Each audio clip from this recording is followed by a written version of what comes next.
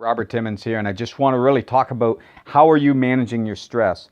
Now, you could be a volunteer, for an example, someone who gives their time to help others, to help organizations, to help a cause, whatever it is.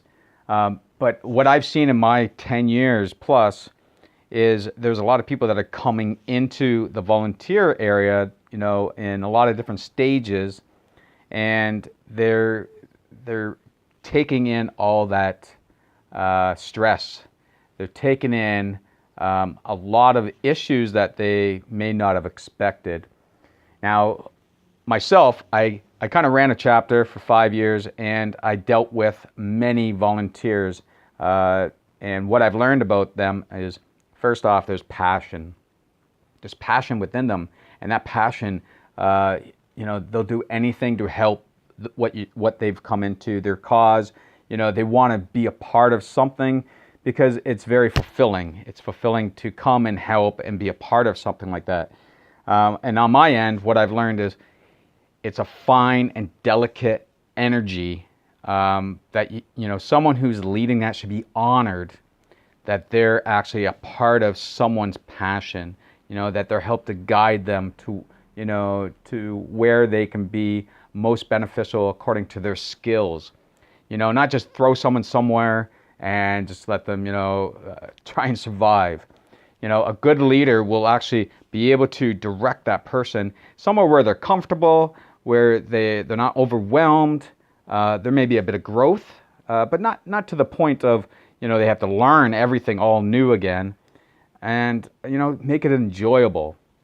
So, what I've learned is, not everybody who is in a leading role can do a very good job, and that's life, right? We definitely have that stuff, but maybe someone who's listening to this that is in that leading role will understand the part of, really taking care of that passionate individual and, making them want to come back, making them want to be a part of that growth of a movement within your, whatever it is, whatever cause it is. I'm talking about anything here because there's so many things that you can put your energy and time to. And remember, we only have 24 hours in a day, just like everybody else. So when you decide to put your time into something, make sure that it's valuable to the point that it helps you grow in some manner. It could give you good, you feel purpose in your life maybe. It will help within your business possibly. It will definitely help them, whoever you are volunteering for, and you're actually providing value in some manner. Could be your skills, could be your labor, could be whatever you feel you got to give and that you want to be a part of. Now, another thing is when we do put our time and energy into passionate things, what I've noticed is there's a lot of people that can come into a movement and they could already be in pain within their own life, and they come into a movement to feel good and give back. However, that movement could have some impacts on them in a negative manner. And like I said, passion is a delicate emotion. You can either drive it forward or you can pop that balloon and they're gone. And that's what I notice is very sad when someone comes into a movement and they get involved in things to the point that, people will start looking at them, judging them, and, making them feel uncomfortable. This shit happens. And like I said, I have 10 years of this action, so I kind of have an idea of how to speak about it, my own experience.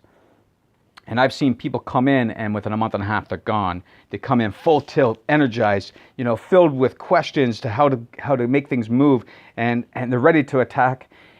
Problem is they get attacked, and they get judged. They get put into segregated areas, or they're pushed into an area that is totally like overwhelming for them and not what they are bringing to the table.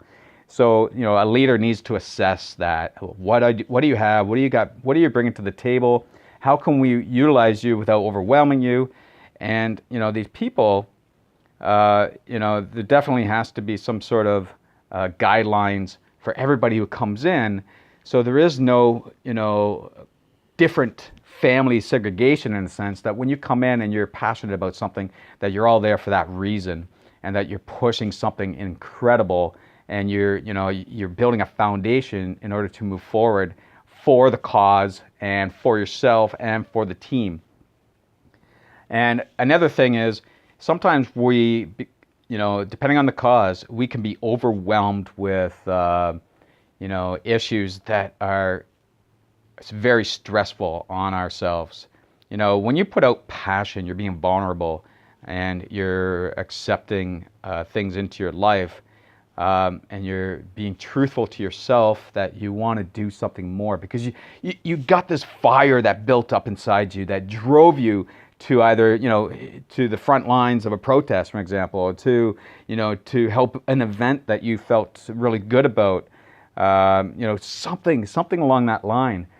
And sometimes these places give back images and visualizations of things that we may not want inside of us, and those things, we need to know how to deal with those.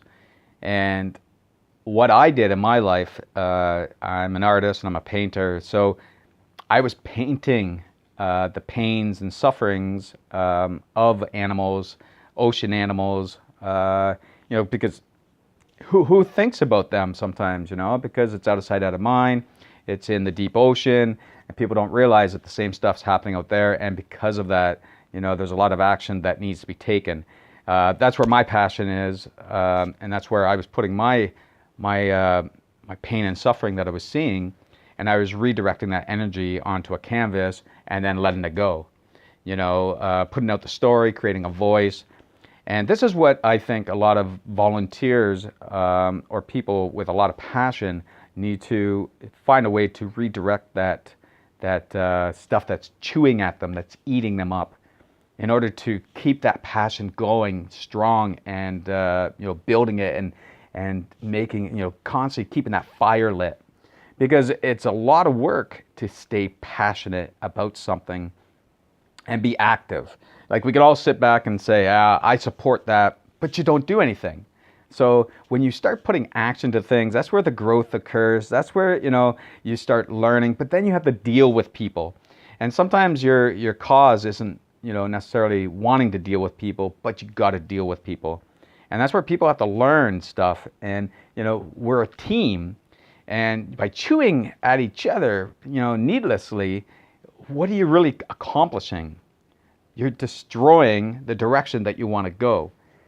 So there's really a sense of well-being for yourself too, because no one within the movement is really going to do that. There are some people that have actually stemmed off and created things, meditation courses, places, safe places so you can talk, let things out.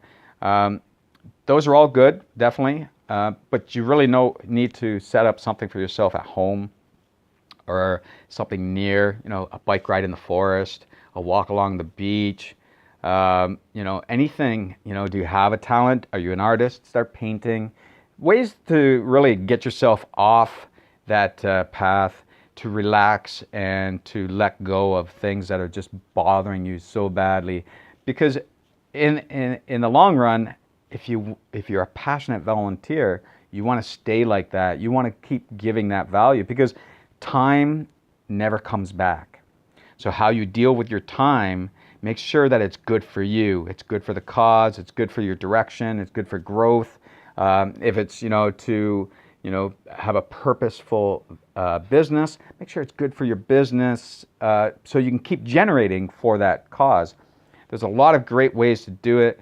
As someone who's done, over 10 plus years now in that direction, I'm always trying to find a way to give back, because, I may not be able to put the time out there all the time. So how can I do something and to keep it going?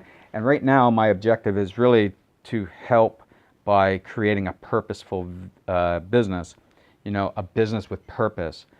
And that way, so every time I generate, I'm giving back. I have something set up, a plan set up, a strategy set up, and how we keep moving forward. So have something set up. If you're jumping into something, make sure it doesn't impact your life in an unhealthy way.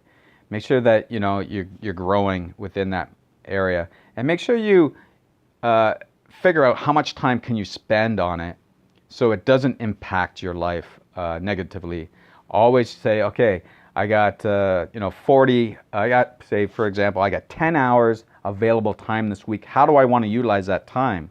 Well, maybe take a little bit of that for healing, take a little bit of it for volunteering your time if that's what you want, and then figure out what you can do with the rest, how you can manage it. Maybe you can put that more into other areas, but really understand really what you got, and to ensure that what you do doesn't impact you in a negative manner.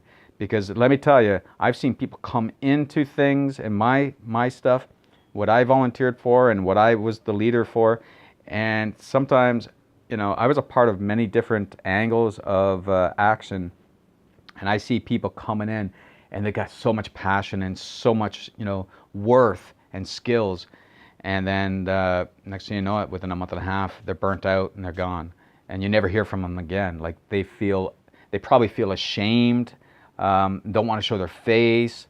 So I don't want people like that, to have that happen to them.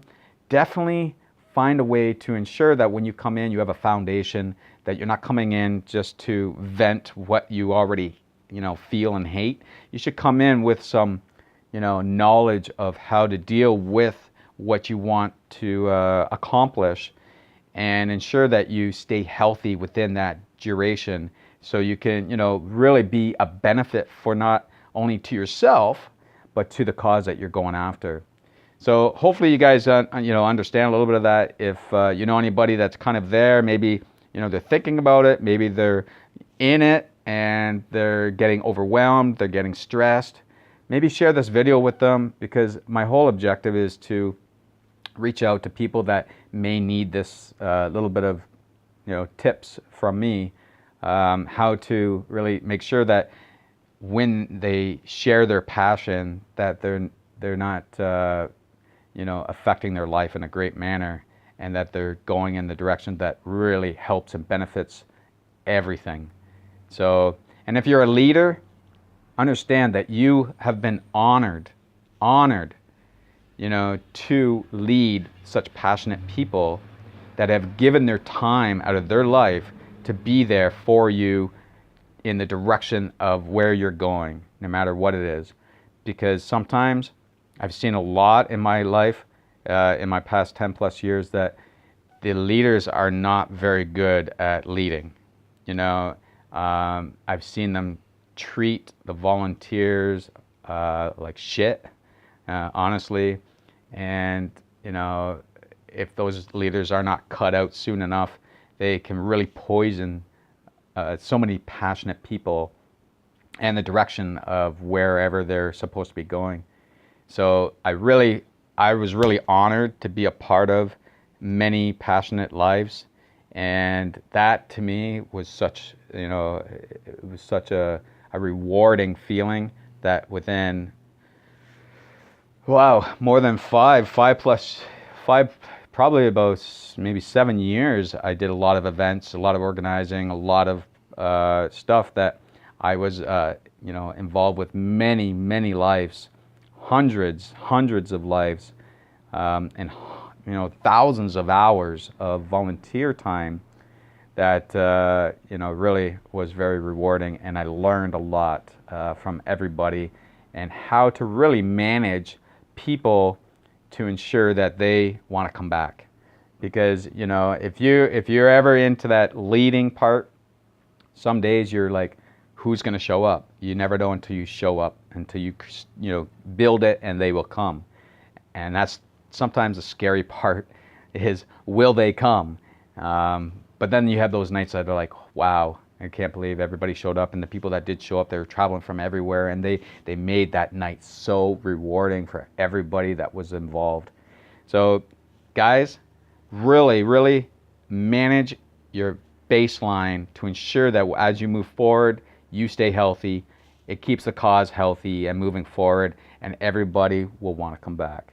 All right, guys, talk soon. Cheers.